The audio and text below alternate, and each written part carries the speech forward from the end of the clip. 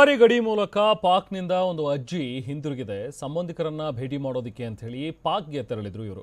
1 ತಿಂಗಳ ವೀಸಾ ಮೇಲೆ ಪಾಕಿಸ್ತಾನಕ್ಕೆ ಹೋಗಿದ್ದಂತಹ ಅಜ್ಜಿಯೊಬ್ಬರು ಈಗ ಅಟಾರಿ ಗಡಿ ಮೂಲಕ ವಾಪಸ್ ಬಂದಿದ್ದಾರೆ. ಯಾಕಂತ ಹೇಳಿದ್ರೆ ಈಗ ಭಾರತದಲ್ಲಿರುವಂತಹ ಪಾಕಿಸ್ತಾನಿ ಪ್ರಜೆಗಳು ಯಾರೆಲ್ಲ ಇದ್ದೀರಿ, ನೀವು ಎಲ್ಲರೂ ವಾಪಸ್ ಪಾಕಿಸ್ತಾನಕ್ಕೆ ಹೋಗಿ ಅನ್ನುವಂಥದ್ರ ಬಗ್ಗೆ ಪಾಕಿಸ್ತಾನಕ್ಕೆ ಹೋಗೋದಕ್ಕೆ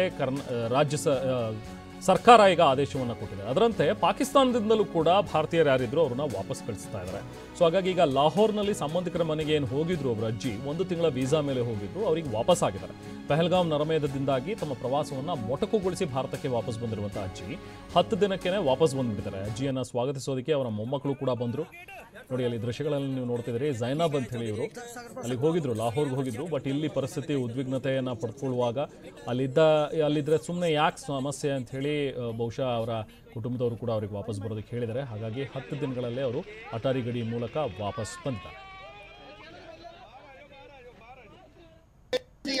जिन्हें एक कितना बहुत बस अच्छा। कितने दिन वास्ते गए थे? 8 दिन वास्ते मेरे मैनू ਤਾਂ ਇੰਨਾ ਵਾਲਾ ਨਹੀਂ ਚਲੋ ਤੁਸੀਂ ਮੈਂ ਆਪਣੇ ਸਾਡੇ ਰਿਲੇਟਿਵ ਹਨ, ਉਹਨਾਂ ਨੂੰ ਮਿਲਾਂਗੇ ਜੀ। ਕਿੱਥੋਂ ਦੇ ਰਹਿਣ ਵਾਲੇ ਤੁਸੀਂ? ਕਿੱਥੋਂ ਦੇ ਰਹਿਣ ਵਾਲੇ? ਇੱਥੇ ਕਿੱਥੇ ਪਾਕਿਸਤਾਨ ਕਿਹਨੂੰ ਕਿੱਥੇ ਮਿਲ ਗਏ ਤੁਸੀਂ? ਉਹ ਸਾਡੇ ਮਾਮੇ मेरी मदर आए थे। कितने गए थे?